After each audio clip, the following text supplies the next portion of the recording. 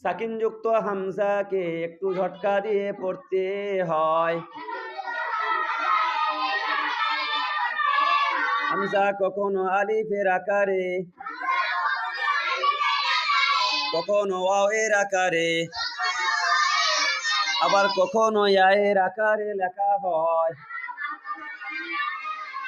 যেমন বা, ইয়া, ইউ, তু, বি, শাআনু, নাআতি, কাসা, ضأني, يأبى, مؤمن, يؤتي, يؤمن, يؤخذ, يؤتكم, جئت, بئس, شئت, ذئب, بئر,